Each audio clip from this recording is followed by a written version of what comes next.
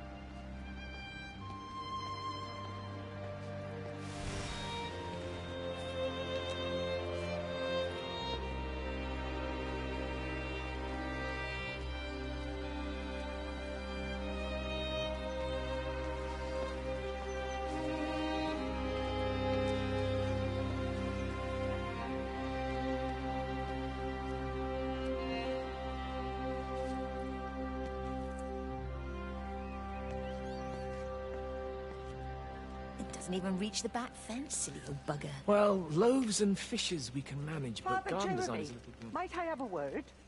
Mrs. Boyles, of course. Meg, will you excuse us, please? See you back at Charlie's later. Cheerio, Wendy. I was speaking to Barbara. She said there were some irregularities about Mary's morphine. Good grief. I mean, those are private medical records. Barbara should know better than to be discussing that sort of thing with you. If Dr. Wade finds out, he'll have no choice but to suspend her. Damn it, Wendy. Your brother is grieving. Mary was sick for a long time, and I'm glad it's over for her. Go and support Frank. He needs you. God.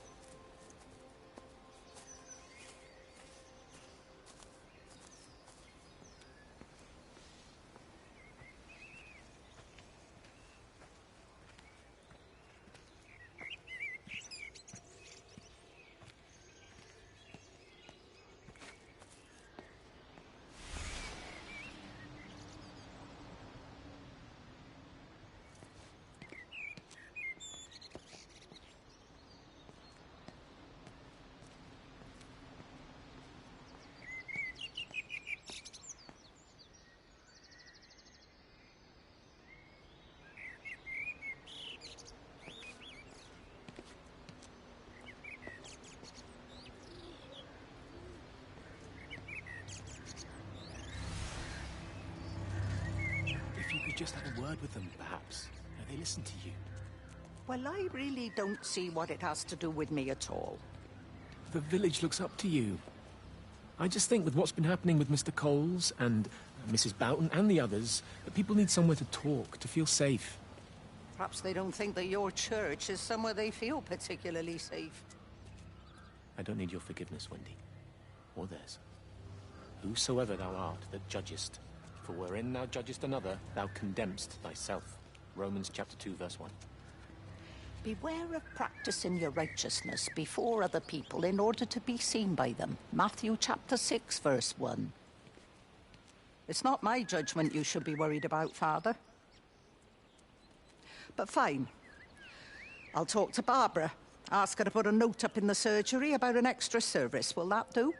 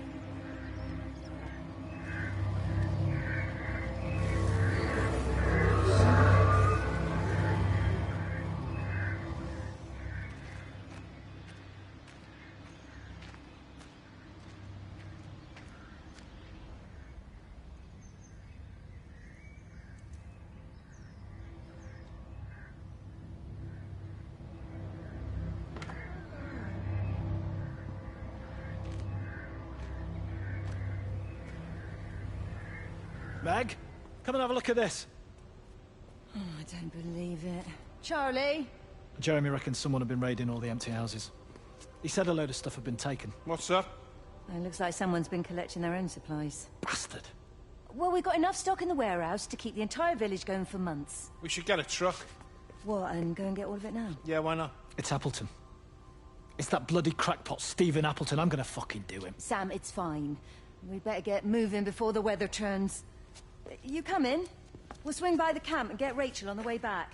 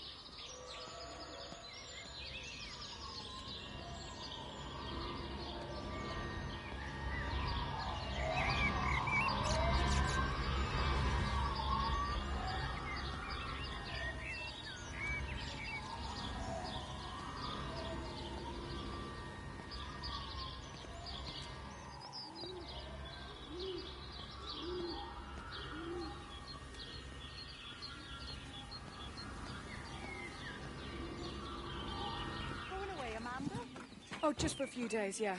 First thing in the morning. I don't want the kids to catch this flu if it's going round. It's probably that Father Jeremy, spreading it around while he tries to bully everyone into donations for the summer fete. It seems very quiet in the village, actually, Wendy. Not much bullying to be done. Oh, Father, I didn't know you were here. Clearly. Listen, I came up here to tell Amanda that we've had some vandalism in the village. Must be a teenage thing. Tagging, I think they call it. Someone's painting all over doors and things. Little vandals. Well, I'll tell Neil to make sure we're properly locked up when we go. A good man like my Eddie, gone. And these thugs and yops running around defacing property. He gave everything to his country, and look what he got in return. Nothing but an early death. He had a good life, Wendy. He had a short life. I look to my birds, Father. Lives lived unencumbered, free and simple. That's as God meant things to be.